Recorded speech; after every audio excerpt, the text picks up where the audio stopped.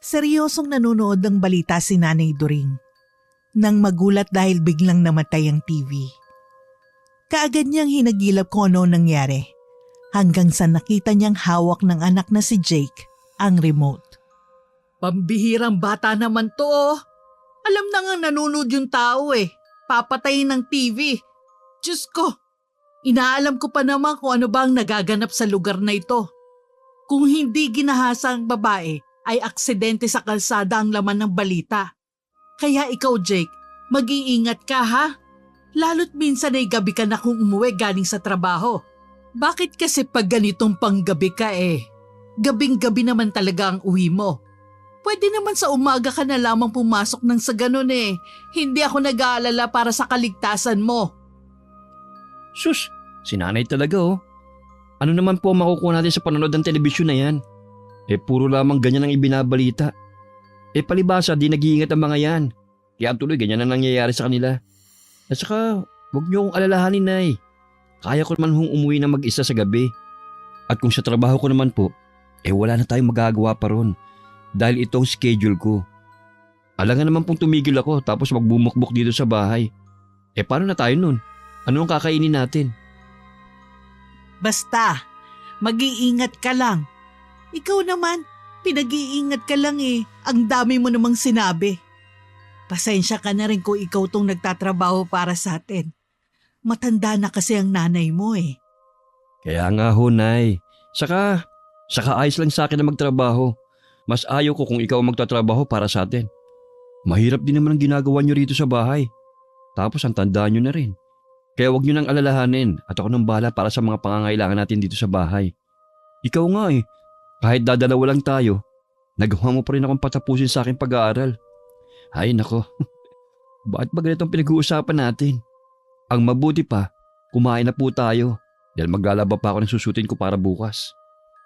Huwag mo nang alalahanin ang uniforme mo at palagi ko naman nilalabhan yun. Tara na, magbihis ka na at maghahain na ako. Call center agent si Jake sa Manila. Naging biktima ang kanyang ina ng panggagahasa nung siya'y namamasukan bilang katulong at si Jake ang naging bunga. Maagang ipinamulat sa kanyang bagay na yon. Pero ni minsan ay hindi niya naramdaman na sinisi siya ng ina dahil naging bunga siya ng panggagahasa.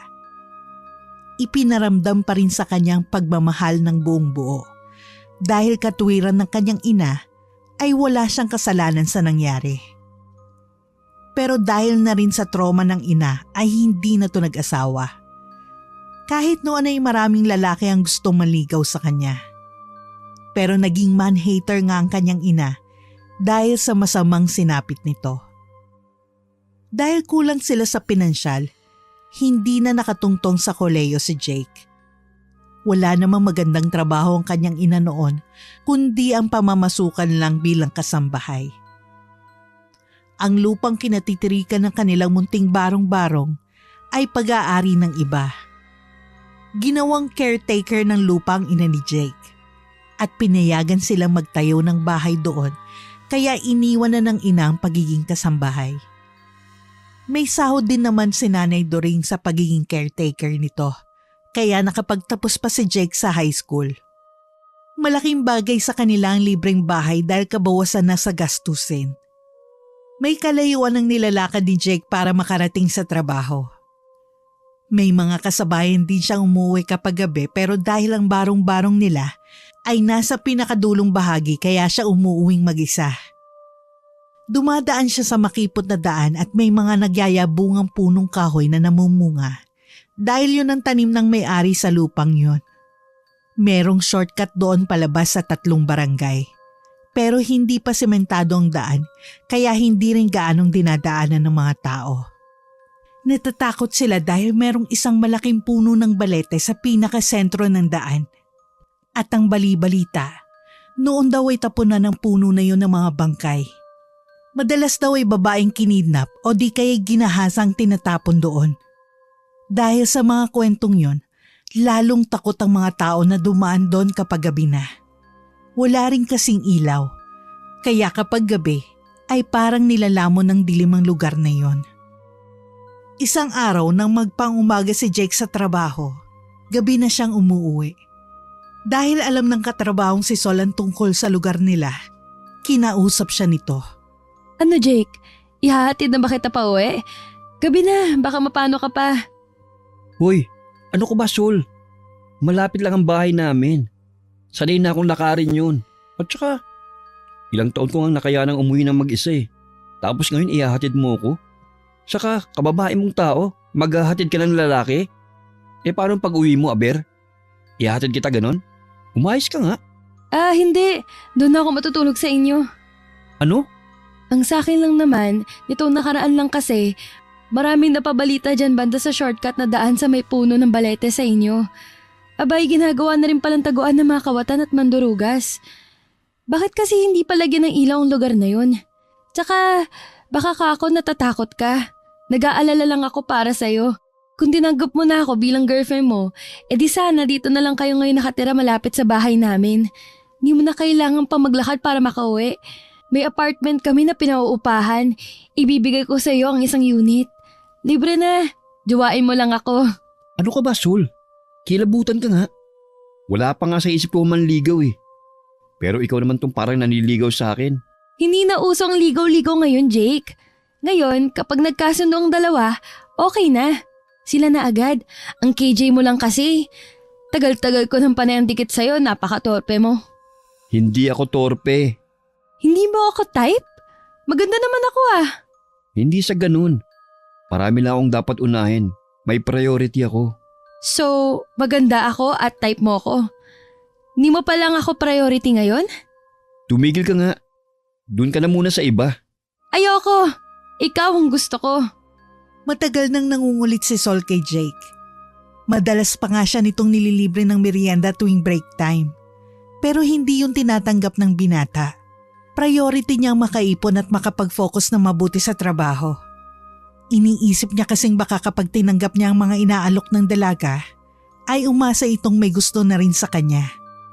May taglay na kagandahan si Sol. Kaya marami rin ang nagpaparamdam sa kanya ng manligaw. Pero hindi nito pinapayagan at sinasabi pa sa mga yon na si Jake lang ang gusto niya. Kaya kalat sa kanilang trabaho ang kanilang pagkakamabutihan kahit wala naman. Ang tanging gusto lang ni Jake ay makaipon ng pera at makapagpatayo sila ng maayos na bahay. Tumatanda na kasi ang kanyang ina. Kaya gusto niya maging komportable na ito sa tirahan nila. Ano ka ba naman, Sol? Napag-usapan na natin to, di ba?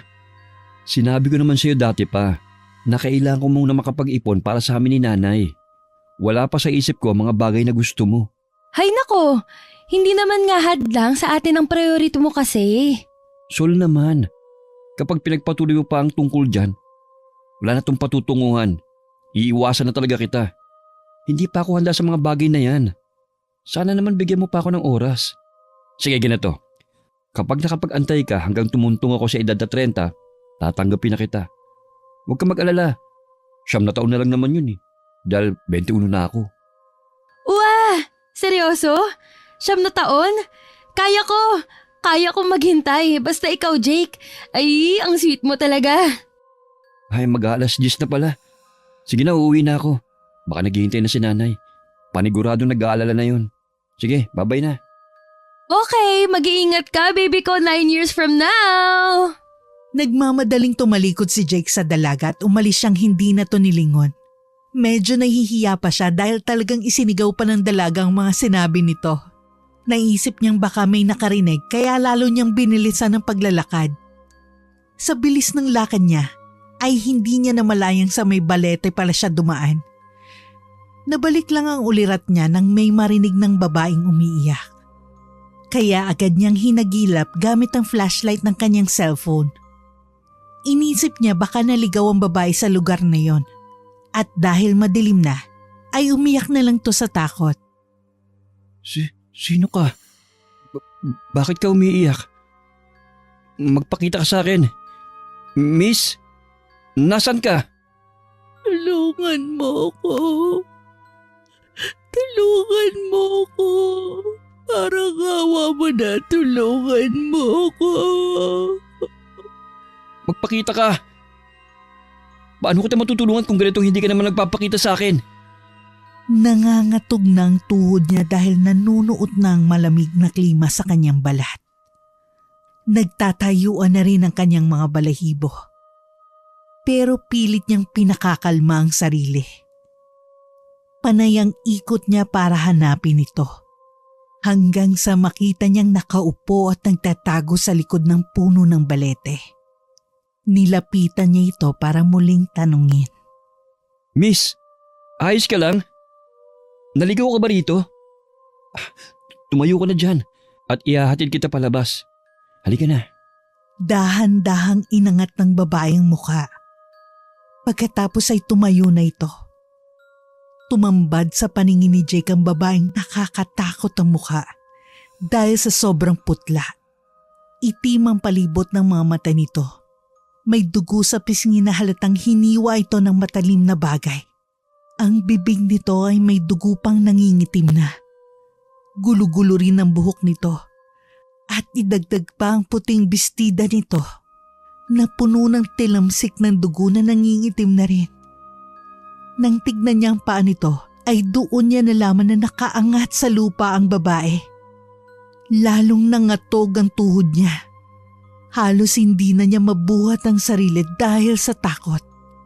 Pero pilit niyang nilabanan ng karuwagan. Nagkandara pa siyang tumakbo pa uwi sa kanila. Tulungan mo ko! Tulungan mo ko! White lady? Nay, tulong po!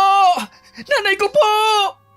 Pagkarating niya sa bakuran ng kanilang bahay, ay nakita ang ina na nakadungaw sa pintuan. Nakita pa niya ang pagkagulat sa mukha ng kanyang ina nung nagmamadali siyang pumasok pagkatapos ay sinara ang pinto. Napasandal pa siya at humihingal. Diyos ko, ano nangyari sa'yo, Jake? Bakit ka nanginginig?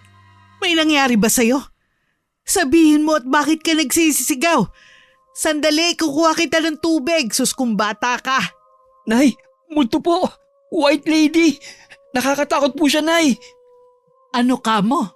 Pinagpakitaan ka ng isang white lady. Diyos ko, ito na nga bang sinasabi ko eh. Napakadelikado kapag gabi ka na talaga naglalakad. Teka, saan banda mo ba nakita yon? Diyan po sa puno ng balete. Nay, nakakatakot po siya. Umiiyak siya at humihingi ng tulong. Ang mabuti pa, halika dito sa papag. Maupo ka muna at huminga ng malalim. Tapos ikwento mo sa akin para mawala ang takot mo. Wala naman po akong ibang naranasan eh. Nagpakita lang po siya. Alam mo ba anak, hindi lang ikaw ang nakaranas ng ganyan.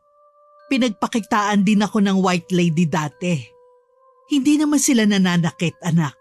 Sila yung mga ligaw na kaluluwa na naghahanap ng hustisya sa kanilang pagkamatay. Nais lamang nila matulungan silang mabigyan ng katarungan ng pagkamatay nila. Yun nga lang, matatakot ka nga talaga dahil sa kanilang itsura. Lalo't kadalasan naman, panakot ito sa atin ng iba.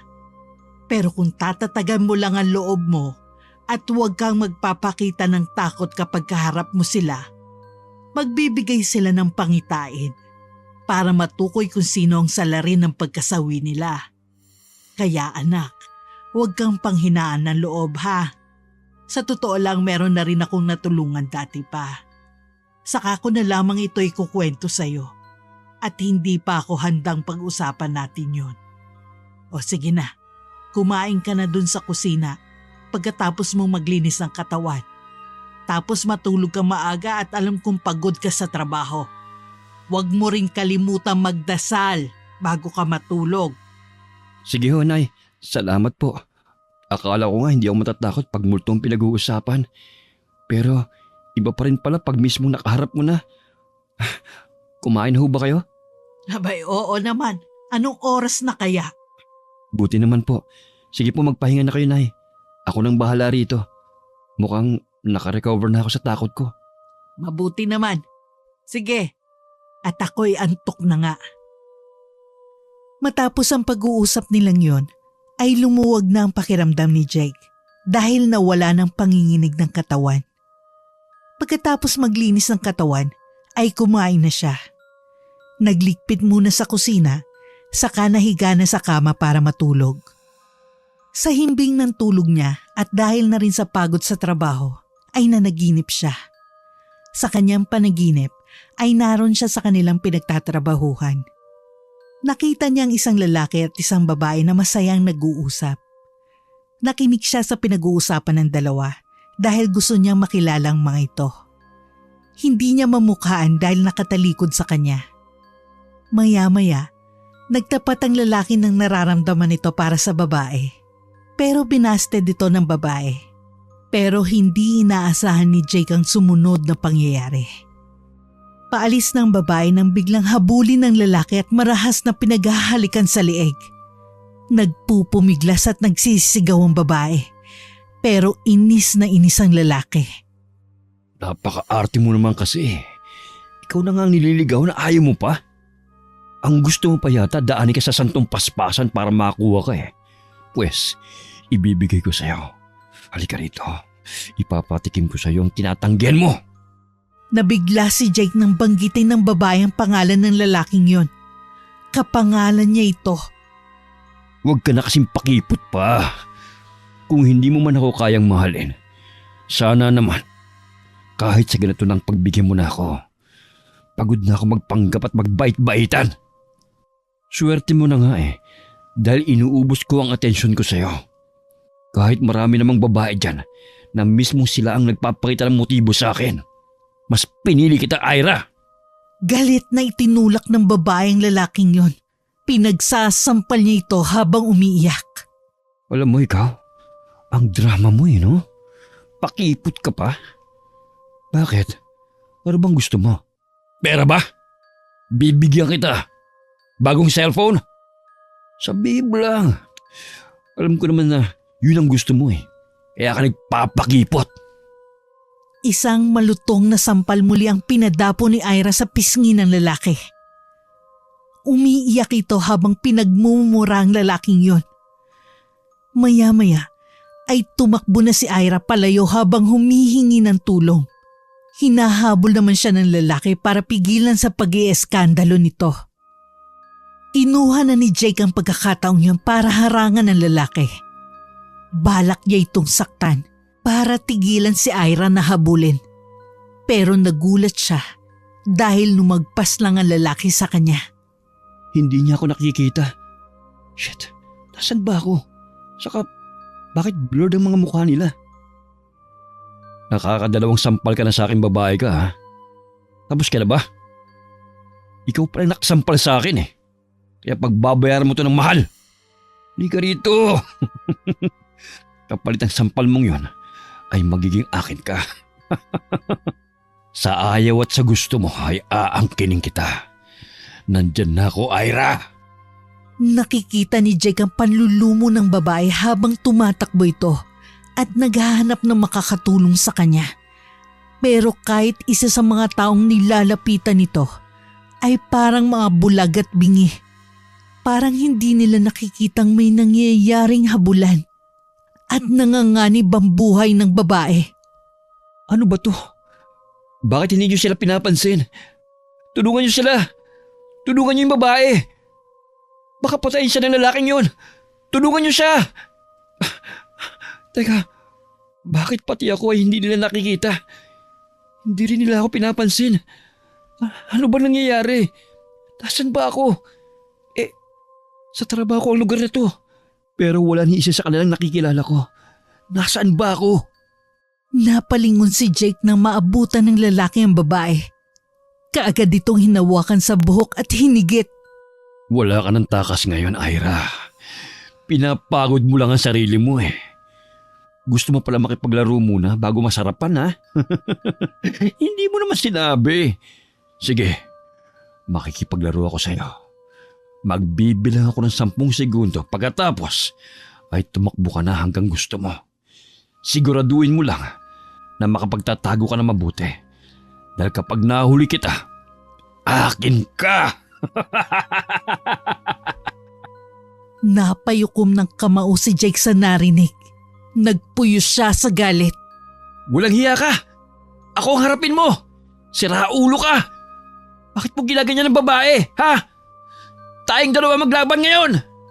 Panay ang sugod ni Jake sa lalaki. Nakailang suntok ang kanyang pinakawalan pero hindi yun tumama. Lumalagpas lang sa lalaki ang mga atake niya. Bakit? Ano ba nangyayari? Nasaan ba ako? Binabangungot ba ako? Napatingin siya sa paligid para kilatisin kung tama pa bang lugar na kinaroroonan niya. Nakita niya ang babaeng si Ira na tumatakbo palabas habang humahagulgol sa takot.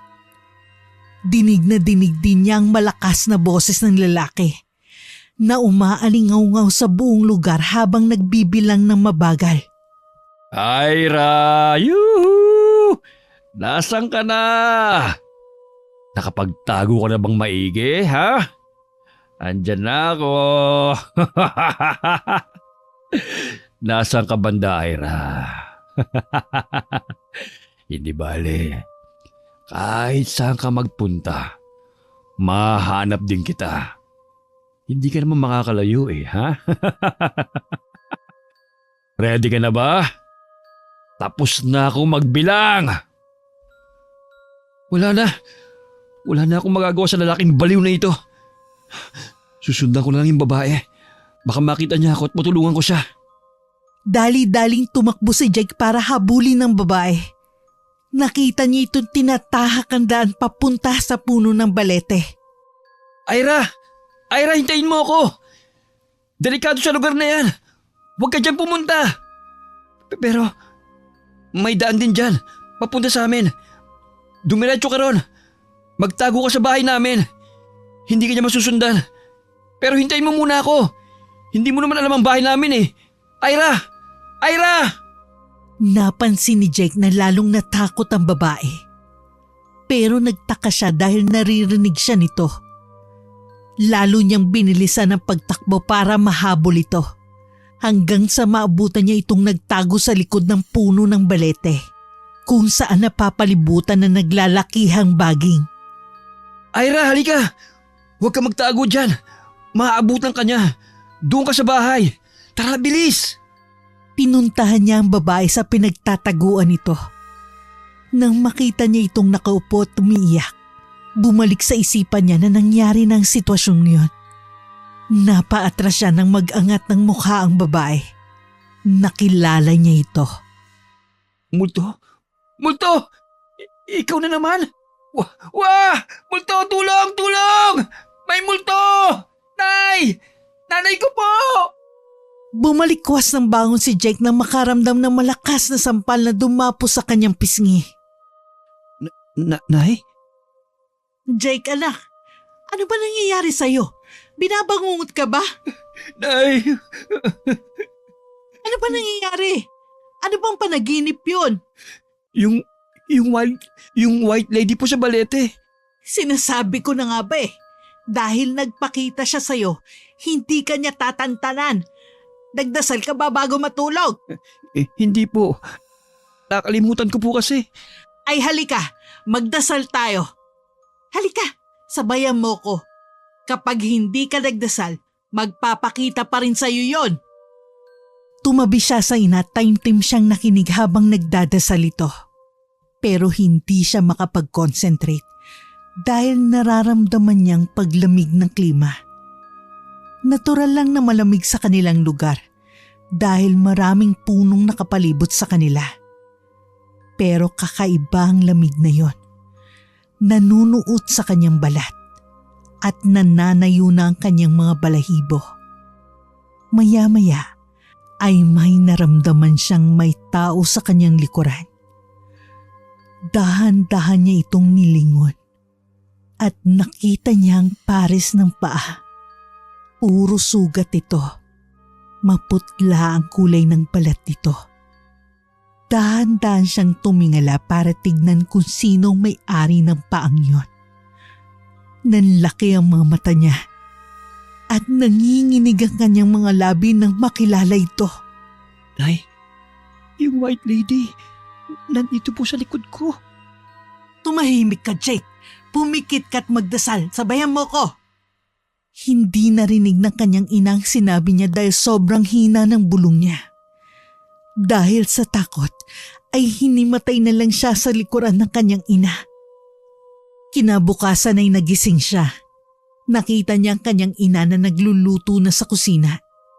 Nay, Oh, gising ka na pala. Walang yakang bata ka. Sabi ko sa'yo kagabi sabayan mo akong magdasal. Pero anong ginawa mo? Tinulugan mo ko. Kaya ka hinahabol ng mga multo dahil hindi ka nagdadasal. hindi po, Nay. Nakita ko po ang white lady sa balete. Nasa likuran ko po siya kagabi. Hinimatay po siguro ko dahil sa takot. Mukhang sinundan ako ni Ira dito sa bahay. Sabi ko kasi sa kanya na dito pumunta kasi mas ligtas siya dito. Sinong Ira naman yan? Bakit hindi mo ipinakilala sa akin? Magpapapunta ka ng babae dito nang hindi nagsasabi sa akin? Hoy Jake! Hindi kita pinalaki na manamantala ng babae, ha? Hindi po, Nay. Sa panaginip po yun nangyari. Ano ba kasi ang napanaginipan mo? At anong kinalaman ng white lady doon? Ito ang tubig. Uminom ka nga muna. Diyos ko, anong kababalaghan ba ang nangyayari sa yung bata ka? Ikinuwento niya sa ina ang kanyang napanaginipan. Doon pa lamang naunawaan ng ina ang kanyang nararanasang kababalaghan. Anak, ang mabuti pa huwag ka na munang pumasok ngayon. Magpahinga ka, baka mamaya mapano ka Saka huwag ka nang dumaan dun sa may balete. Doon ka na lang sa kabilang daan kahit na malayo yon. Pagtsigaan mo at mas ligtas doon. Ayos lang naman po ako. Saka sayang din ang isang araw kapag umabsent ako sa trabaho. Baka nga dahil sa sobrang pagod ko lang kahapon kaya kung ano-anong nakikita at napapanaginipan ko. Pumunta na lang ho kayo sa simbahan at ipagdasal niyo ako. Ha, ayan tayo Kailan magiging mabisa ang panalangin kung iaasa sa iba? Abay, kumbaga sa grasya, hindi ibibigay ang grasya mo kung ako ang hihingi. Hindi pwede ang representative doon, anak. Pwede ang tulungan kita, samahan kita sa pagdadasal. Pero dapat magdasal ka rin. Ikaw mismo. Kapag wala kang pasok, magsimba ka. Kung hindi kita mapipigilan na huwag munang pumasok ngayon, sige. Basta mag-iingat ka palagi. Ikaw lang ang meron ako at ayokong mawala ka sa akin, anak. Hindi ko kakayanin yon. Alam ko naman po yun, Nay. Pangako, mag-iingat ako para sa inyo. O sige na, mag-almusal ka na bago ka maligo. Nang naglalakad na siya papasok sa trabaho, napansin niyang malilate na siya pagkatingin niya sa suot na relo. Napahinto siya sa magkasangang daan. Ang isa kasi ay yung malayo, habang ang isa naman ay ang shortcut kung saan ay naroon ang puno ng balete. Hindi naman siguro magpapakita ang multo kasi hindi naman gabi. Malilate na ako Bibilisan ko lang siguro maglakad.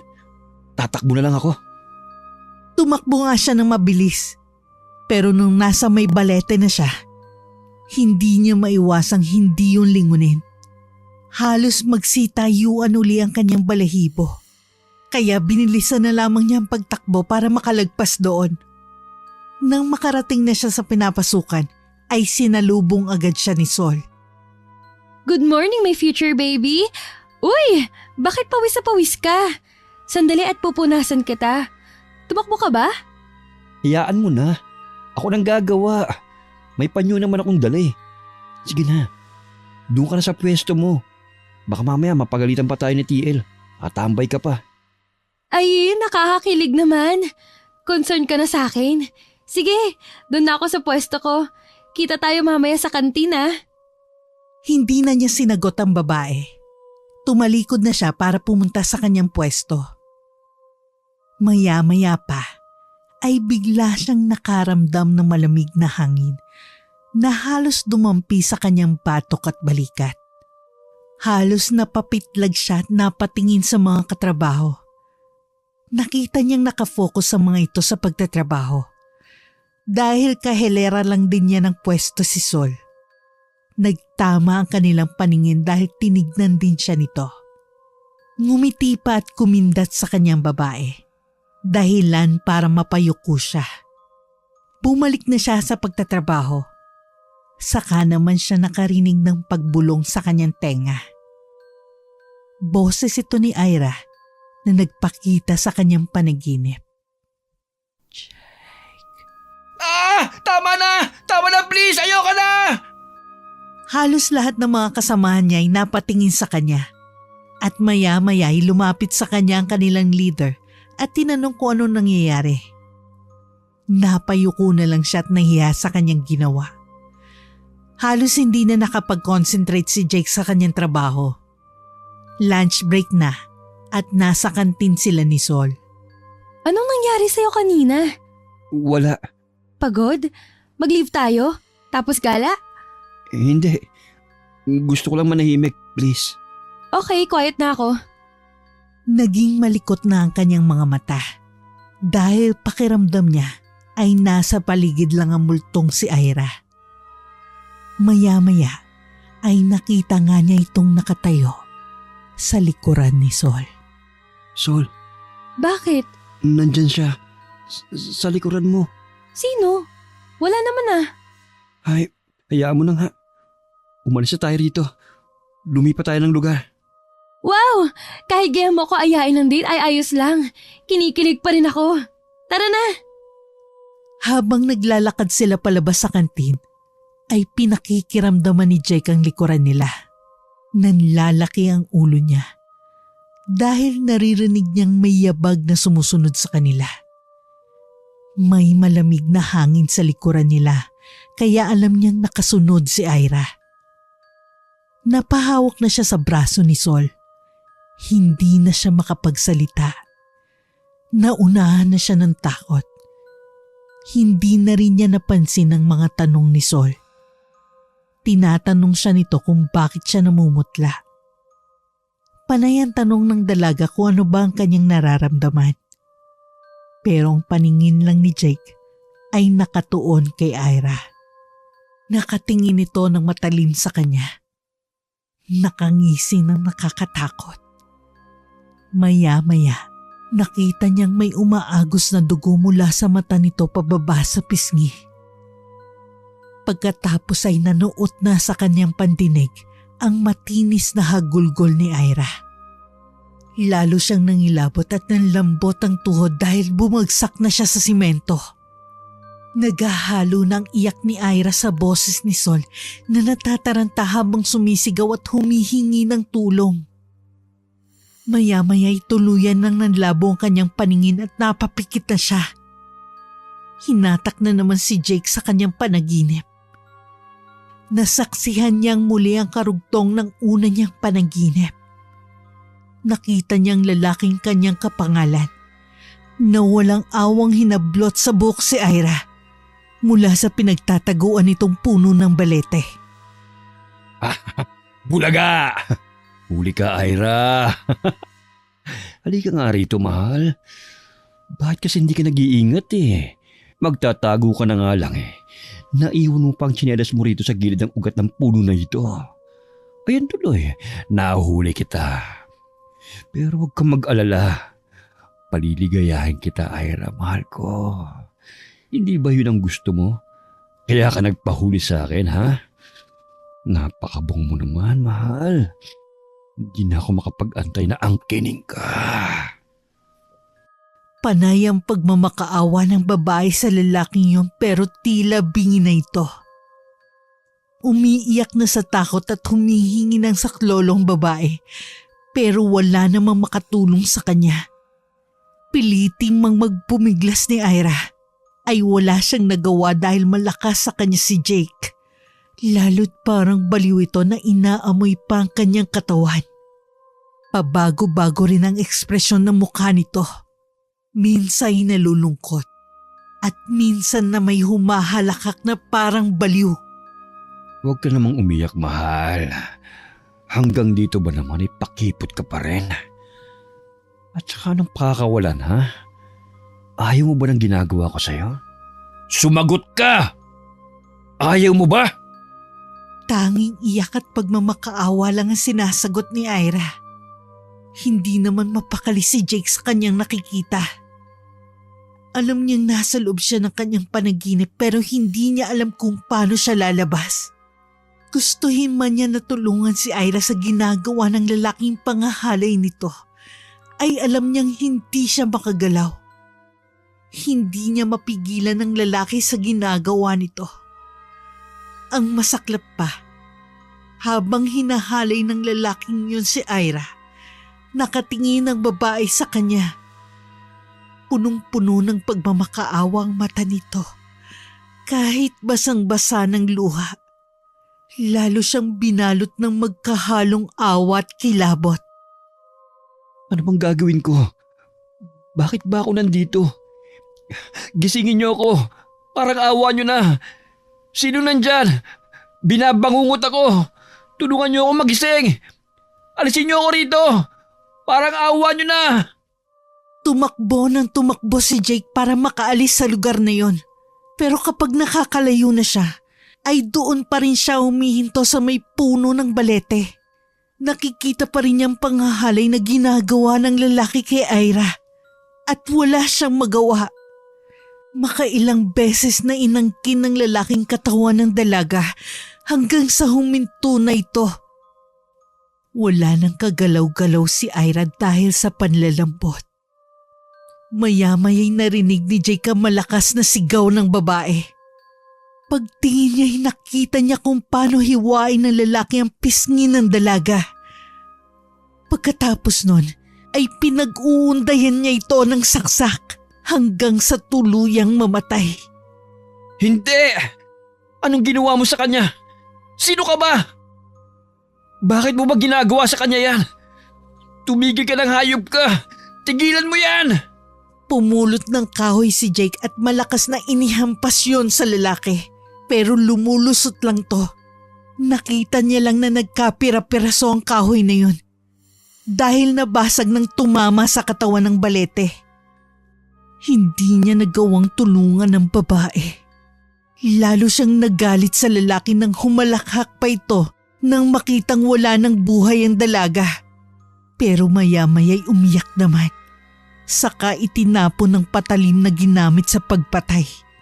Niyakap pa niyang walang buhay na katawan ni Ira at humingi ng tawad. Nagising si Jake dahil may yumuyugyug sa kanyang katawan.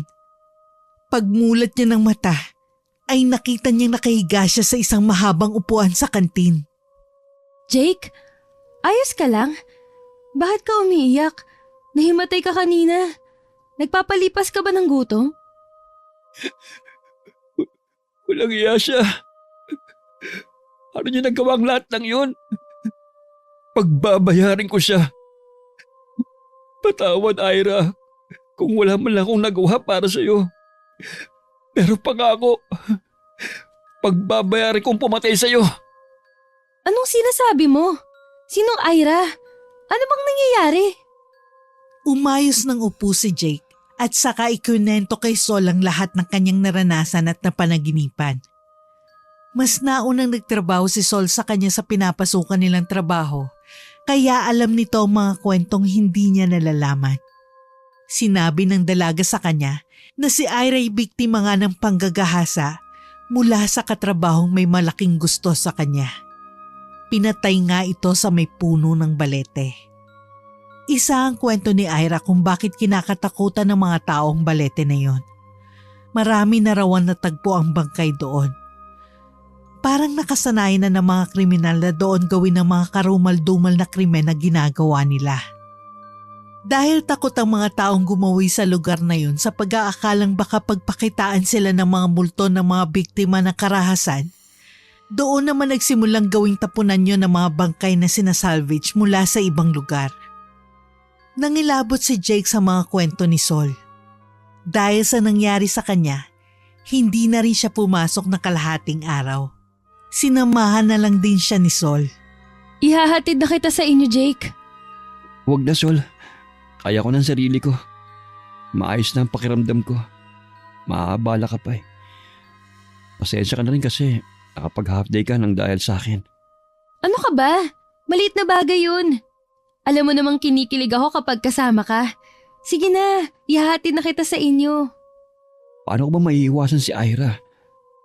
Pagmumultuhan pa ba niya ako? Dumaan tayo sa simbahan. Kumuha tayo ng holy water tapos bumili tayo ng kandila.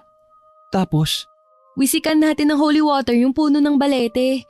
Tapos ipagtirik natin ng kandila ang kaluluwa ni Ira at Jake doon. bakit pati si Jake? Nasaan na nga ba siya? Ipagtitirik ng kandila? Namatay ba siya o pinatay? Dahil ba sa ginawa niya, pinatay ba siya? Nagpakamatay yun doon mismo sa puno ng balete pagkatapos ang ginawa niya kay Ira. Ano? Kaya tara na, kung hindi natin gagawin, hindi ka nila patatahimikin. Dahil sa takot ni Jake, sumama siya kay Sol sa simbahan para kumuha ng holy water at bumili rin sila ng kandila. Nagtirik din sila sa simbahan para sa dalawa at nag-alay ng dasal. Pagkatapos ay magkasama nilang pinuntahan ang puno ng balete. Habang naglalakad si Jake, nagtatayuan ang kanyang mga balahibo. Mas kinikilabutan siya dahil ngayon ay alam niyang doon mismo namatay ang dalawa. Higit pa roon, alam niyang marami pang namatay sa harapan ng punong yon. Napahawak na sa braso niya si Sol. Ramdam na ramdam niyang panlalamig ng kamay nito. Ang lamig naman dito. Ganito ba talaga dito? Kakaibang lamig. Hindi. Nadadaan ako rito pero hindi ganito ang lamig. Ngayon talagang kakaiba. Nakakapangilabot. Parang nagpaparamdam sila sa atin. Nag-iiba lang timpla ng katawan ko. Parang nanlalaki na ang ulo ko. Huwag na kaya tayong tumuloy. Sira! Dalalo kang ginambala ng dalawang yun. Huwag kang duwag. Kahit malaki ang daan para sa kanilang dalawa, nagsiksikan sila sa gitna dahil pareho silang nangingilabot. Pakiramdam nila ay maraming multong nakatingin sa kanila. Kahit pag tumingin sila sa puno ng balete, ay nararamdaman nilang may mga multong nakapaligid doon. Habang papalapit sila sa puno, unti-unting umiihip ang malamig na hangin. Pinilit pa rin nilang lapitan ang puno. Nagtirik sila ng kandila at nag-usal ng dasal. Hindi lang para sa dalawa, kundi para na rin sa mga kaluluwang natrap sa punong yon. Ira, alam ko nandito ka lang. Naririnig mo kami. Nakikita mo kami. Hindi ko alam kung bakit ka nagpapakita sa akin. Kahit sa panaginip ko, ay nagpapakita ka. Marahil dahil sa kapangalan ko gumawa ng masama sa'yo. Pero hindi ako yun. Hindi lahat ng Jake ay siya ang taong gumahasa at pumatay sa'yo. Alam kong hindi ka pa rin matatahimik. Baka iniisip mo na malaya ang taong gumawa sa'yo nito. Pero mali ka. Wala na siya. Patay na rin siya. Nagpakamatay siya matapos kanyang patayin.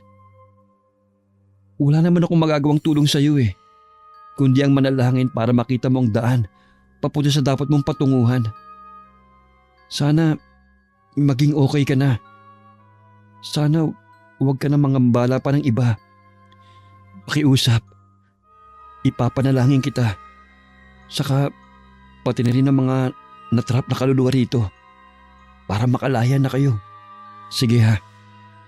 Sana maging okay na kayong lahat. Aalis na kami. Mula noon, ilang gabi nang payapa ang pagtulog ni Jake. Tinupad din niya ang pag-aalay ng dasal para sa mga multo sa puno ng balete. Palagi din siyang sinasamahan ni Sol para magtirik ng kandila sa punong yon para sa mga kaluluwang hindi matahimik. Isang gabi na naginip si Jake. Si Ira na naman ang laman ng panaginip niya. Pero hindi na nakakatakot. Nakatayo lang ito sa madilim na lugar. Nakangiti. Maaliwalas na ang mukha nito. Hindi man nagsalita si Ira sa panaginip niya, ay ramdam niyang nagpapasalamat ito dahil sa kanyang pagtulong. Ilang linggo nang lumipas at wala nang naramdamang kababalaghan si Jake maliban na lang sa palaging pagsulpot ni Sol sa kanya para mangulit. Nasasanay na rin siyang palaging nakadikit sa kanyang dalaga. Isinasama na rin niya ito sa kanilang bahay at nagustuhan naman ito ng kanyang ina.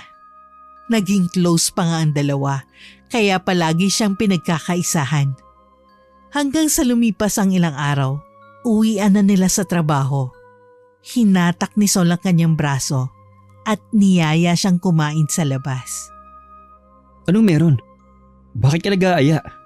Hello, first monthsary natin to, no? Ha? Kailan pa? Di ba nga, kapag mutual na ang feelings, yun na rin yun. Tara na, aarte pa eh. Napalingon si Efren dahil nakarinig siya ng yabag na tumatakbo. Mula sa labas ng bahay, dire-diretso itong umakyat sa itaas. Kasabay ng mga yabag na yun ay ang matinis na hagik-hik na tila ba may humahabol sa kanya. Napailing siya dahil alam niyang ang anak na naman niyang babae na si Lori ang umakyat sa second floor. Kaagad niyang sinundan ng anak. Pagharap sa hagdan ay nakita niya ang naiwan na sapatos na nagkalat sa baitang. Lori! Lori, ano ka ba? Bumaba ka nga rito. Tignan mo tong sapatos mo. Dito mo na lang hinubad. Ikaw talagang bata ka. Palagi ka lang ganyan. Sabi ko naman sa'yo, iwanan mo rito sa shoe rack ang sapatos mo bago ka pumasok ng bahay. Paulit-ulit mo na lang yung ginagawa. Ano bang sinasabi mo, Efren? Sino bang kinakausap mo dyan? Sumisigaw ka pa. Ito kasing anak mo eh. Tignan mo ang ginawa sa sapatos niya.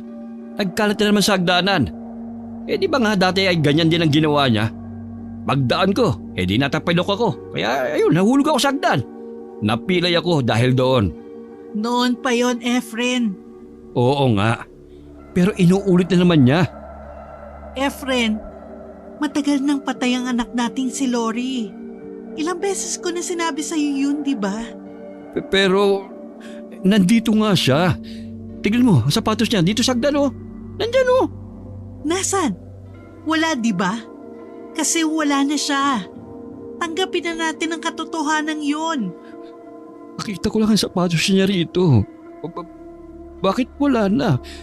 Saka dinig na dinig ko siya kanina na tumatakbo, tumatawa pa. Wala na nga pala ang anak ko. Ang anak ko, wala na nga pala siya. Lori, anak ko, bakit kasi ang aga mong iniwan kami ng mama mo, anak? Tama na yan. Hindi mo na naman siguro ininom ang gamot na binigay ng doktor, ano? Kaya hayan. Nagsisimula na naman ang hallucinations mo. Hindi ako nag-hallucinate, Jessa. Alam kong nandito pang anak natin. Nandito lang siya sa bahay, kasama natin. Natatandaan mo ba? Sabi ko sa'yo, kinakausap niya ako. Sabi niya, babalik siya sa atin. Hintayin lang natin siya. Babalik si Lori. Naniniwala ako sa anak ko na babalik siya.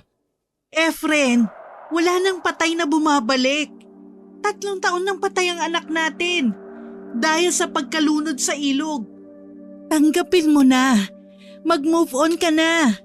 Pinahihirapan mo lang ang sarili mo sa kasasabi na nakikita mo at nakakausap mo ang anak natin. Dahil nga yun ang totoo, Jessa. Kung ayaw mong maniwala, di wag. Basta ako. Hihintayin ko ang anak ko. Babalik siya. Pagkasabi nun ay padabog na umalis si Efren. Lumabas siya ng bahay at pumunta sa ilog kung saan natagpuan ang anak niyang wala ng buhay. Naupo siya sa gilid at saka doon ibinuhos ang pag-iyak. Lori, anak. Hindi ba totoo naman? Sabi mo babalik ka. Naniniwala pa rin ako doon. Si mama mo, ayaw niyang maniwala. Pero ako, hindi kita susukuan, anak. Alam kong babalik ka. Kaya maghihintay ako.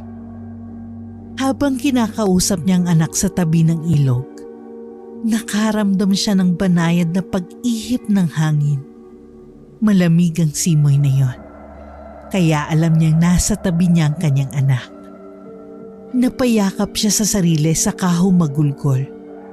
Natigilan siya nang marinig niya ang matinis na boses ng kanyang anak na tinatawag siya. Napalingon siya kung saan ito naroon. Nakita niya ang 18 taong gulang na si Lorraine na nasa taas ng bahay. Nasa kwarto niya ito, nakadungaw sa bintana at kumakaway sa kanya. Lori, anak. Sabi ko na't nandiyan ka lang sa bahay. Ang mama mo kasi ayaw niyang maniwala sa akin. Sandali at pupuntahan kita dyan. Hintayin mo ko ha. Sandali lang anak ko. Dali-daling umuwi si Efren para puntahan ang anak. Marahan siya pumasok sa kanilang bahay para hindi siya marinig ng asawa dahil alam niyang magagalit na naman ito. Malapad ang ngiti niya habang umaakyat sa hagdan. Nakatingin lang siya sa itaas habang papunta sa silid ng anak. Pagkalapit niya sa pinto ng silid ay nakarinig siya ng makukulit na yabag sa loob ng silid. Lalo siyang napangiti dahil alam niyang si Lori yun. Ganun siya kaligalig na bata. Napakasigla at hindi talaga mapirme. Nag-iisang anak lang nila si Lori, pero kahit ganun ay katumbas naman yun ng 5 anak dahil sa kakulitan. Pagkabukas niya ng pinto ay hinagilap niya ang anak sa loob ng kwarto. Unang tumambad sa kanya ang nagkalat na pares ng sapatos. Ito ang paboritong sapatos ng kanyang anak. Palagi niya itong sinusuot kapag nagpupunta sa plaza. Kinuha niya ang sapatos na yun at nagtaka siya dahil basang-basa ito. Anak, nasan ka? Nasan ka na? Papa! Lori, anak ko, nandito ka. Papa! Alam ko na po kung paano ako makakabalik. Galing po ako dun sa mundo nila. Sabi nila, makakabalik na raw po ako. Mundo nila? Sinong sila, anak? Yung pong kumuha sa akin. Yung nagalit po sa akin dun sa ilog. Kasi di ba po, kasalanan ko kung bakit ako nawala sa inyo. Kahit binawalan niyo akong maligo sa ilog, ginawa ko pa rin kahit maggagabi na. Sa kalikutan ko doon natapakan ko ang alaga ng isang maligno. Namatay yun dahil sa akin. Kaya kinuha niya ako para maging kapalit ng alaga niya. Sandali lang ako nawala kasi sabi niya, dadalhin niya lang ako sa kanila para ihuli ko siya ng palakan na kagaya ng alaga niyang napatay ko. Pero pagbalik ko, nakaburol na ako. Matagal ka kasing nawala, anak. Nalunod ka. Anong gagawin ko? Sa mata ng ibang tao, patay ka na. At ang pagpapakita mo sa akin, iniisip ng mama mo na nababaliw na ako. Dinala pa niya ako sa mental para patingin sa doktor. Pinainom nila ako ng gamot dahil malala na raw ang aking hallucinations. Wala na akong kakampi rito, anak. Pero ngayon, nandito ka na ulit. Masaya na ako. Pero may paraan na po para makabalik ako. Ano? Sabihin mo, anak. Gagawin ko ang lahat para makabalik ka sa amin. Bago pa masabi ng kanyang anak ang paraan ay bigla naman nagbukas ang pinto ng silid at pumasok ang asawa ni Efren. Galit ito dahil sa mukhang seryoso at matalim na tingin. Ano ba? Nandito ka na naman sa silid ng anak mo? Nandito siya, Jessa. Kausap ko ang anak mo. Nandito siya. Ito siya, oh. Nang ituro niya ang anak ay wala na ito sa kanyang tabi. Iginala pa niyang paningin sa buong silid at hindi na nga niya nakita ang anak. Nandito lang siya kanina eh. Baka umalis na. Paano siyang nandito, Efren? Matagal na siyang patay. Hindi siya patay. Kung hindi, sino ang pinalibing natin? Katawan lang niya yon. Pero ang espiritu ng anak ko ay nandito pa. Nagpupumilit siyang bumalik sa atin. Hindi mo lang siya nakikita kasi hindi ka naniniwala. Paano ko maniniwala kung wala naman ako nakikita? Eto, inumin mong gamot mo para hindi umaatake ang pag-halucinate mo. Saka na ba yung hawak mo? Bakit nasa iyo na naman ang sapatos na yan? Tinapon ko na yan sa basurahan, pinulot mo na naman. Paulit-ulit na lang tayo. Akin na nga yan. Inumin mo na tong gamot mo. Ayoko. Sa tuwing iniinom ko ang gamot na yan, nawawala ang anak ko. inilalayo mo siya sa akin. Hindi ko siya inilalayo, Efren. Gusto kong gumaling ka na, tama na. Pagod na ako, ano ba? Wala naman akong sakit eh. Bakit mo ako pinaiinom niyan? Mahal kita, Efren. Kaya gusto kitang gumaling. Masakit din naman sa akin na mawala ang anak natin, pero please, tama na yan. Umusad na tayo sa buhay natin, Efren. Matagal na tayong hinintuan ng mundo dahil sa pagkawala ni Lori, hindi ba? Magsimula na tayong ulit, pwede ba, ha? Tumango na lang si Efren at dahil sa awa niya sa asawa niya, ay ininom niya ang gamot na ibinibigay nito. Ilang araw na siyang umiinom ng gamot at mula nun ay hindi na niya nakikita ang anak. Wala na siyang naririnig na yabag. Wala na siyang naririnig na tumatawag sa kanya. Nabalot siya ng lungkot dahil pakiramdam niya ay wala na talaga ang kanyang anak. Isang gabi, nagising siya dahil nakakarinig siya ng iyak na nagmumula sa silid ni Lori. Kaagad siyang bumangon at pumunta roon. Lori, anak ko, ikaw ba yan? Nandito si Papa. Bakit ka umiiyak? Nasaan ka, anak? Magpakita ka kay Papa. Pagpasok sa silid ng anak ay binuksan niya ang ilaw. Inilibot niya ang paningin sa kabuuan ng silid.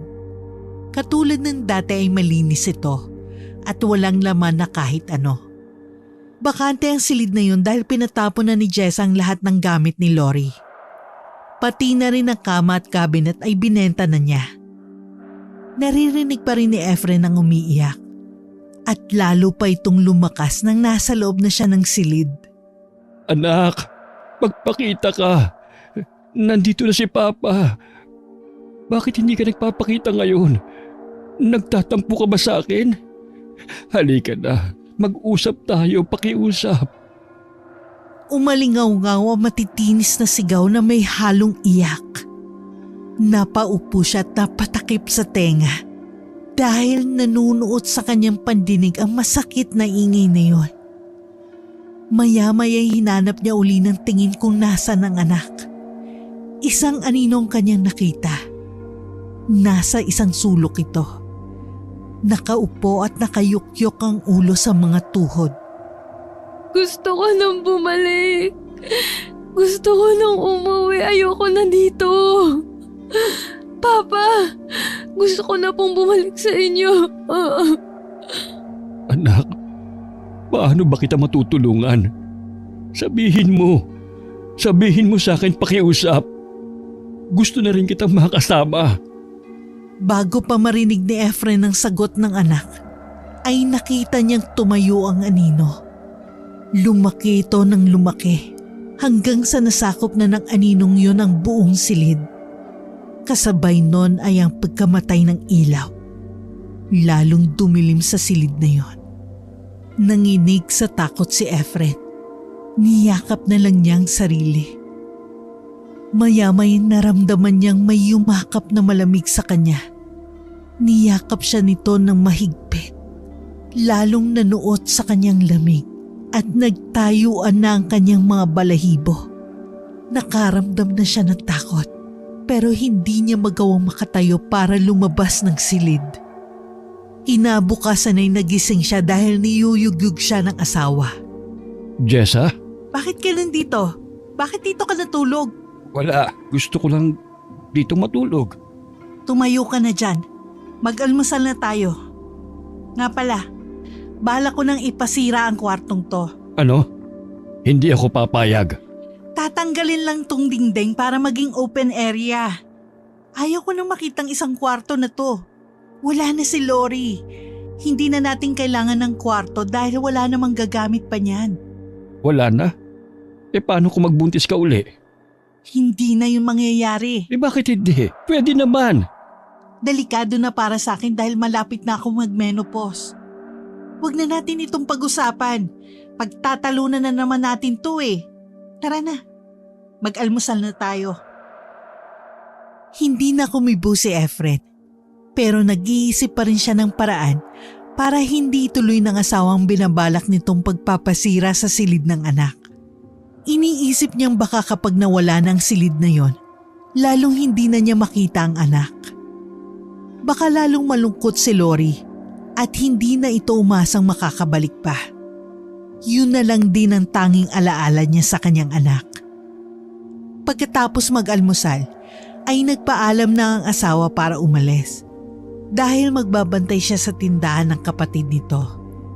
Naiwan siya mag-isa kagaya ng palaging nangyayari. Matagal na siyang isinasama ng asawa sa tindahan para malibang.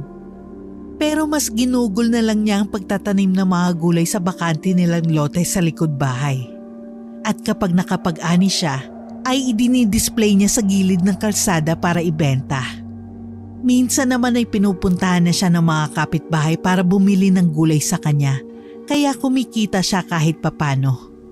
Hindi na siya nagtrabaho dahil naapektuhan ang huli niyang trabaho sa pag-aakala ng iba na nasisiraan siya ng bait dahil sa palaging pagpapakita sa kanya ng anak na namatay. Abala siya sa pamimitas ng mga bunga ng talong at nang mapuno na ang malaking palanggana, ay binuhat na niya yun at dinala sa loob ng bahay. Nagulat siya dahil napansin niyang basa ng tubig ang sahig ng sala. Inilapag niya ang dalang palanggana at kumuha ng mop. Tinuyo niya ang tubig, pero nagtaka siya dahil hindi lang doon nagkalat ang tubig. Basa rin ang hagdan mula sa ibaba hanggang sa itaas na baitang. Ano to? Bakit basa rito? Wala naman nag-map kanina. Saka, bakit grabe naman ang pagkabasa? Parang tinapunan ng tubig. Oh, ayun. Hanggang dun sa bandaron, basa rin. Hanggang sa... Natigilan siya nang makita sa tapat ng kwarto ng anak na basa rin ng sahig. Dali-dali niyang pinuntahan ng kwarto para tignan kung anong meron doon. Nakita niya ang anak na nakabulagta sa sahig. Basang-basa ang katawan nito. Dali-dali siyang lumapit at niyugyog ang anak niya. Nang magising ito, ay kaagad na naupo at tinignan siya ng matalim. Pagkatapos ay sumigaw ito ng malakas at nagbuga ng maraming tubig mula sa bibig nito. Hinawakan niyang anak para pigilan ito sa ginagawa. Pero nagulat siya dahil naagnas ang braso nito. Sigaw siya ng sigaw. Iyak siya ng iyak hanggang sa napapikit na lang siya. Pagdilat niya, wala ang anak niya ron. Tuyo na rin ang sahig. Parang walang nangyari. Lori, anak. Ano bang gagawin ko? Paano ba kita matutulungan? Sabihin mo, anak. Hindi ko na alam ang gagawin ko. Lumabas na lang siya ng bahay para ibenta ang mga gulay sa tapat. Habang nagbabantay ng gulay si Efren sa labas ng kanilang bahay, panay ang isip niya kung paanong makakausap ng maayos ang anak niya. Sumasakit na ang kanyang ulo sa kakaisip. Kakainis. Nagsimula lang ang lahat ng ito nang ininom ko na naman ang gamot na binibigay sa akin ni Jessa. Nung hininto ko yon, nakikita at nakakausap ko ang aking anak. Dapat hindi ko na ulit inumin yun para makausap ko na ulit siya at masabi niya sa akin kung paano ko siya matutulungan para makabalik na siya sa amin. Tama. Ano bang gagawin ko? Magagalit si Jessa kapag hindi ko ininom ang gamot na yun. Dahil sa kakaisip ng solusyon, naisip niyang palitan ng asukal ang laman ng mga kapsulang pinaiinom sa kanya ng asawa. Dahil doon, kampante niyang iniinom ang gamot. Hindi na magagalit ang asawa niya at makakausap na uli niya si Lori. Lumipas ang ilang araw, narinig na uli niya ang yabag sa silid ng anak. Malalim na ang gabi. Mahimbing nang natutulog si Jessa. Dahan-dahan siyang lumabas ng silid at pinuntahan ang kwarto ng anak. Lori, anak? Nandito ka na ba? Nandito na ako. Magpakita ka na sa akin, anak ko. Gumawa na ng paraan si Papa para magkita tayo ulit. Hindi ba may sasabihin ka sa akin? Sabihin mo na ngayon. Magpakita ka na sa akin, anak ko. Apa, Oh, anak ko. Bakit ka nalulungkot? si Mama ba ayaw na niyang magkaanak uli? Bakit mo naman nasabihan? Paano na ako babalik kung ayaw niyang magkaanak uli? Ayaw niya na ba sa akin? Galit ba siya kasi naligo ko sa ilog at nalunod? Hindi siya galit, anak. Alam kong miss na miss ka na rin niya. Ipinapakita lang ng mama mo na matatag siya. Kasi kailangan niyang gawin yun. Akala kasi niya ay nasisiraan ako ng bait. Hindi siya naniniwala na nagkakausap tayong dalawa. Sabihin mo na sa akin kung paano ang gagawin natin para makabalik ka. Kapag po nagbuntis ulit si Mama, makakabalik na po ako. Magiging anak niyo na po ako ulit. Pero nalulungkot ako kasi mukhang ayaw na ni Mama. Paano na po ako? Mananatili na lang ako dito? Ayoko po sa mundo nila. Malungkot doon. Kasi wala po kayo. Saka, hindi naman ako kagaya nila. Kaya hindi ako nababagay doon. Gusto ko na pong umuwi. Gusto ko na pong bumalik. Gagawa ng paraan ng papa. Huwag ka na malungkot, anak. Gagawa ko ng paraan, anak. Anak, sandali. Huwag mo akong iwan. Mag-usap pa tayong dalawa. Sandali lang. Lori, anak ko! Nanlumo si Efren dahil hindi na siya pinansin ng anak. Naglaho na ito ng tuluyan. Lalong na-depress si Efren dahil sa sinabi ng kanyang anak. Mas madalas na siyang nakatulala at nakatitig sa kawalan. Mula rin sa huling pagpapakita ng anak niya ay hindi na ulito nagpakita pa. Kahit pumunta siya sa silid nito at magsumamo na magpakita uli ay hindi na ito nangyari. Hanggang isang gabi, nagising siya dahil sumisigaw si Jessa. Napabalikwas siya ng bangon at nakita ang asawang nananaginip. Sumisigaw pa ito at parang takot na takot. Jessa! Jessa! Gumising ka! Gising! Binabangungot ka! Ano? Masama ang panaginip ko.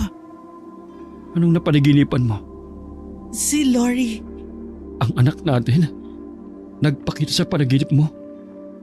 Desperado na talaga siya. Sandali lang ha. Ikukuha kita ng tubig. Pagkatapos ay ikuwento mo sa akin ang napanaginipan mo. Pagkakuha niya ng tubig kaagad niyang pinainom ang asawa.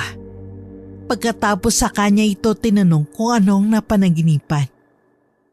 Wala naman yun. Normal lang siguro ang panaginip na yun. Paano magiging normal? Sabihin mo na. Baka may gusto siyang sabihin sa atin. Normal lang. Nakita ko lang siya.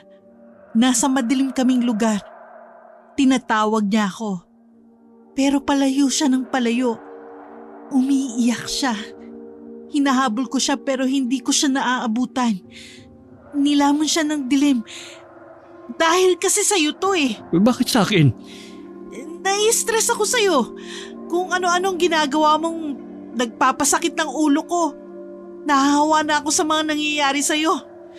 Nakakainis ka. Matulog na nga tayo uli. Jessa, Ano ba? ayaw mo na ba talagang magkaanak tayo uli? Kapag ba nagkaanak tayo, paano natin bubuhayin? Magtatrabaho ka na ba uli? Magaling ka na ba?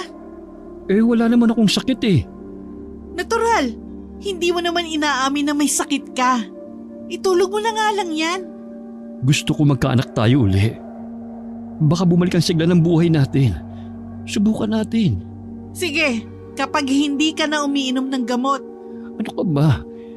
Kailan mo mauubos ang gamot na yun? Lalaklakin ko na lang lahat para matapos na. Sabi ko, kapag hindi ka na umiinom ng gamot, hindi yung uubusin mo ang laman ng bote. Sige, sige. Magtitino na ako. Sa wakas narinig ko rin yon. Sige na, matulog ka na. Naging masigla si Efren. Ibinalik niya ang dating pagsuyo sa asawa. Ginagawa niyang lahat ng yun para magkaanak sila. Kagaya ng sinabi sa kanya ni Lori, makakabalik lang siya kapag nagkaanak uli sila ni Jessa. Mula noon, Na-focus na ang atensyon niya sa asawa. Bahagyang nakalimutan niya si Lori. Dahil doon, napapadalas naman ang pananaginip ng kanyang asawa. Palaging nagpapakita sa kanyang namatay nilang anak. Dahil sa takot ni Jessa, tuluyan niyang ipinasira ang dingding ng kwarto ni Lori. Walang nagawa si Efren kundi ang hayaan na lang ang asawa sa ginagawa nito. Kung kapalit naman ito ay ang pagbubuntis niya at ang pagbabalik sa kanila ni Lori. Pero hindi pa doon natatapos ang ginawa ng asawa. Pinabless nito ang bahay nila, pinadasalan. Nagtitirik na rin si Jessa ng kandila gabi-gabi sa labas ng pintuan saka sa altar. Sabay silang nananalangin. Pero hindi niya gustong panalangin ng asawa. Gusto nitong manahimik na ang kaluluwa ng kanilang anak at huwag na silang gambalain pa. Dahil doon, nagdasal naman siya ng pangontra. Sinabi niya sa kanilang anak na magtiis pa. Hayaan lang ang kanyang ina sa ginagawa nito. Maghintay pa siya at darating din ang panahon makakabalik na rin siya sa kanila. Sa kabila ng mga ginawa ni Jessa, napapanaginipan pa rin niya ang kanilang anak. Hanggang sa may gabing halos hindi na siya makatulog. Nagising uli si Efren mula sa mahimbing na pagkakatulog nang magsisisigaw si Jessa. Bakit? Ano nangyari? Napapano ka? Anino, may nakita kong anino na gumagapang sa kama natin. Sa may paanan ko. Umaakyat siya palapit sa akin. Ano ba yun? Bakit ako nakakakita ng ganon? Mag-relax ka lang. Sandali, kukuha ko ng tubig. Bakit? Uminom ka para makapag-relax ka. Kasalanan mo to eh. Bakit na naman ako? Ano naman ang ginawa ko? Nagpapakabait na ako, di ba? Mukhang nahawa na ako ng sayad mo. Kung ano-ano na rin ang nakikita ko. Nagsimula sa panaginip. Tapos ngayon, nakakakita na rin ako ng kung ano-ano. Nababaliw na rin ba ako? Nahawa na ba ako sa'yo? Ayoko. Paano na tayo nito? Wala nang kwentang buhay natin pag pareho na tayong nababaliw. Hindi totoo yan. Wala namang baliw sa atin dalawa eh. Ikaw lang ang nag-iisip doon. Ini-stress mo ang sarili mo. Kumalma ka nga. Pagod lang yan kasi sabi mo nga, dumadami ang customer doon sa tindahan ng kapatid mo. Magpahinga ka kaya muna. Huwag ka na munang magtinda roon. Wala tayong kakainin kapag hindi ako nagtrabaho. Marami naman akong benta sa pagtitinda ng gulay eh. Saka dumadami na ang bunga ng tanim natin. Maghahanap na ako ng babagsakan sa palengke. Sapat ba yun? Oo naman. Dumito ka muna sa bahay. Magpahinga ka muna. Magpaalam ka sa kapatid mo, ha? O sige, baka nga pagod lang to. Lumipas ang ilang araw, naging maayos na si Jessa. Dahil magkatuwang na silang nag-aasikaso sa mga gulay, hindi na sila gaanong pagod. Ilang linggong lumipas, habang namimitas sila ng gulay, bigla na lang hinimatay si Jessa. Dali-dali niya itong binuhat at sinakay sa tricycle. Saka dinala sa ospital. Matapos na matingnan si Jessa ng doktor, kinausap naman ito si Efren. Halos mawindang si Efren sa pagkagulat nang ibinalita ng doktor na nagdadalang tao si Jessa. Ibiniling pa ng doktor na kailangan bantayan at alagaan siyang mabuti dahil menopause baby nang dinadala nito. Kailangan ng doble ingat at pag-aalaga. Pinayuhan din siya na dapat ay regular ang pagpapacheck up ni Jessa sa doktor. Sa dami ng sinabi ng doktor, hindi na pumasok sa isip ni Efren ang lahat ng yun. Napaiyak siya sa tuwa nang malaman ang magandang balitang yun. Kabaliktaran naman ang kanyang naramdaman dahil sa naging reaksyon ng asawa. May takot si Jessa sa kanyang pagbubuntis dahil alam niyang delikado na ito. Pero masaya pa rin naman ito. Dahil sa wakas ay magkakaroon na uli sila ng anak. Nakuha mo na ang gusto mo. Magkakaanak ka na uli. Kaya dapat... Magsusumikap ako. Napakasaya ko, mahal ko. Magkakaanak na tayo. May tatakbo-takbo na uli sa bahay. May mangungulit na uli sa atin. May tatawag na ulit sa akin na Papa at sa'yo naman ni Mama. Salamat, mahal ko. Pinagbigyan mo ko rito. Maraming salamat po, Diyos ko. Ha? Hindi ko nga alam na mabubuntis pa ako. Akala ko nga hindi na mangyayari dahil irregular ang menstruation ko. Akalain mo yun? Nakahabol pa. Umuwi na tayo. Oo, umuwi na tayo. Sa bahay na tayo mag-celebrate. Mula noon ay naging masaya na uli ang mag-asawa. Nagkaroon ng bagong buhay ang bahay. Bumalik uli ang sigla kagaya nung pinagbubuntis ni Jessa si Lori. Sobrang pag-iingat at pag-aalaga niya sa asawa na halos ayaw na niya itong pakilusin sa bahay. Pero nagagalit naman si Jessa. Isang gabi, mahimbing nang natutulog si Jessa. Gising pa si Efren at pinagmamasdan niya ang asawa. Maya-maya ay may nakita siyang unti-unting lumilitaw sa dingding. Isa itong anino. Nagmula sa ilalim ng kanilang kama at unti-unting umaahon. Hanggang sa ang aninong yon ay gumagapang na sa kanilang higaan. Napaupo siya habang nanlalaki ang matang nakatingin sa aninong yon. Hindi niya malaman ang gagawin. Binalot na siya ng kilabot at napatulala na lang. Gusto niyang itaboy ang aninong yun pero naunahan siya ng takot. Nakita niya ang anino sa loob ng kumot. Narinig pa niya ang pag-ingit ng kanyang asawa. Maya-maya'y umuungol na si Jessa na para bang binabangungot ito. Dali-dali niya itong ginising. Mahal, gumising ka. Mahal, binabangungot ka. Gising, Jessa. Ay, ikuha mo nga ako ng tubig. Oo, sandali lang. Eto, uminom ka. Ano bang napanaginipan mo? Si Lori. Si Lori? Anong sinabi niya? Wala. Nakangiti lang siya sa akin. Tapos kumakaway. Sabi niya lang, "See you soon, Mama." Hindi ko naman maintindihan. Baka nagpaalam na siya sa akin. Baka natanggap na niya ang kalagayan niya. Baka matatahimik na siya, Efren. Baka nga hindi siya matahimik kasi nakikita niya tayong hindi okay. Kaya ngayong nakita niyang masaya na tayo at magkakaroon na siya ng kapatid, napanatag na siya. Baka talagang hindi lang siya natahimik dahil nagulo ang pamilya natin sa pagkawala niya. Pero sa panaginip ko, okay na siya. Ang ganda ng ngiti niya, Efren. Mabuti naman kung ganon. Baka nga tama ka. Ang akala ko masamang panaginip na naman ang nangyari. Ang pangit kasi ng ungol mo eh. Anong sabi mo? Joke lang. Sabi ko, matulog na tayo. Ito naman nagagalit ka agad. Tara na, matulog na tayo. Sige ka, kapag inaway mo ko, magagalit si Lori. Hindi na naman yung matatahimik. Babalikan ka nun. Ewan ko sa'yo. Takutin mong lelang mo. Nang malaman ng kanilang kapatid na nagbuntis na uli si Jessa, isa-isang dumalaw ang mga ito sa kanila. Tuwang-tuwa ang kanilang mga kapatid.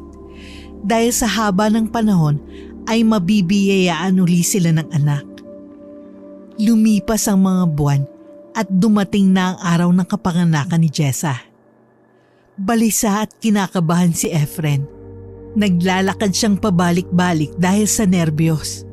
Panay na rin ang saway sa kanya ng nakababatang kapatid dahil sa ginagawa niya. Kuya, huminto ka na nga. Nahihilo na ako sa ginagawa mo eh. Halos mapudpud na ang tsinelas mo sa kakalakad. Sino ba namang hindi ninervyos no? Nanganganak ang asawa ko dun sa loob. Ayos lang si Ate Jessa. Kayang-kaya niya yan. Siya pa ba? Relax ka lang, kuya. Matapos ang ilang oras, ay binalita na sa kanila na nailabas ng ligtas at maayos ang malusog na anak ni na Jessa at Efren. Halos tumalon naman sa tuwa si Efren nang marinig yon. Naghintay pa sila ng ilang oras bago makita ang sanggol. Nang makita na ni Efren, tuwang-tuwa siya. Hindi niya mapigilan ng mapaluha. Nagulat pa siya sa sinabi ng kanyang kapatid na si Luigi. Ang cute ng pamangkin ko ah. Tignan mo kuya, kamukha niya si Lori. Hindi ba ganyan si Lori nung kapapanganak pa lang? Sinita din yun at may dimple. Parang pinagbiyak na bunga. Parang ibinilik lang sa inyo ang anak nyo ah. Pero biro, kamukha niya eh. Natural lang siguro yun kasi kapag pinaghalong genes namin ni Efren, ganyan ang kalalabasan. Saka magkapatid sila kaya natural lang na magkamukha sila. Oo nga. Kamukhang kamukha nga siya ni Lori. Eh di ba ako ang kamukha ng anak kong yun? Ibig sabihin, sa akin din nagmana ang anak kong to. Kamukha mo lang pero hindi lahat ay minana sa'yo. Naku, sinolo mo na naman lahat. Nagtawanan lang sila dahil sa sinabing yun ni Jessa. Malakas talagang paniniwala ni Efren na bumalik talaga si Lori sa kanila. Alam niyang si Lori ang pinanganak ng kanyang asawa. Tuwang-tuwa siya habang pinagmamasdan ng natutulog na sanggol. Hinaplos-haplos pa niyang malambot nitong mukha. Akalain mo yun anak. Sa dami ng pinagdaanan mo. Pero sa kagustuhan mo makabalik sa amin, nagtagumpay ka. Naniniwala ako sa reincarnation. Salamat at kami pa rin ang pinili mong maging magulang. Salamat at pinili mo ngayon ka bumalik sa amin. Alam na alam mong kailangan ka namin sa buhay namin ngayon. Sobra akong nagpapasalamat at hindi mo ito sinukuan. Magsisikap ako at babantayan kita ng husto para hindi ka na muling mawala sa amin. Kung alam mo lang kung gaano ako kasaya. Bumalik sa akin ang sandali nung una kang ipanganak ng mama mo. Ganito rin yun. Mahal na mahal ka ni Papa. Efren, ano bang binubulong-bulong mo riyan sa anak mo? Hindi ka pa niya maiintindihan. Alam ko, masaya lang ako. Hayaan mo lang kasi ako. Ay nako, nagugutom ako. Pakainin mo naman ako. Ay, ano bang gustong kainin ng mahal ko? Gusto ko yung may sabaw. Pakiramdam ko ang daming lakas na nawala sa akin. Eksakto. Nilagang baka ang ipinadala sa atin ng ate mo. Tara, kumain na tayo. Halika na Luigi. Sumabay ka na sa amin kumain. Ayun talagang inaantay kong ano kanina pa. Siyempre kakain muna ako bago umuwi. Nagdanig ko kasi, nilagang baka. Sino bang aayaw dyan? Kilala na kita pag pagkain ang pinag-uusapan. Hindi mo talaga inaatrasan. Kumuha siya ng pagkain at sinandukan na ang asawa. Pagkatapos ay sabay-sabay na silang kumain. Sakto namang umiyak ang baby. Inihinto ni Efren ang pagkain niya para sana buhatin ng kanyang anak. Pero pinigilan siya ng asawa.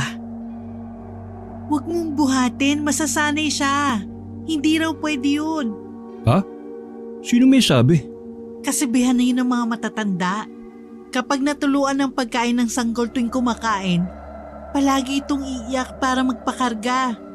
Hayaan mo siya. Para wag maging spoiled. Ayan o, tignan mo. Natutulog na uli. Ganun ba yun? Dami mo namang alam. Dapat hindi ka nagsasama sa matatanda eh. Kumain ka na lang dyan. Oo kuya, kumain ka na lang. Sika, uubusin ko tong ulam. Lumipas ang ilang buwan at habang lumalaki ang kanilang anak, lalo itong nagiging kamukha ni Lori. Kaya buo ang tiwala ni Efren na talagang si Lori ang ipinanganak ng kanyang asawa. Malapad ang ngiti niya habang pinagmamasdan ng bata na naglalaro sa kuna.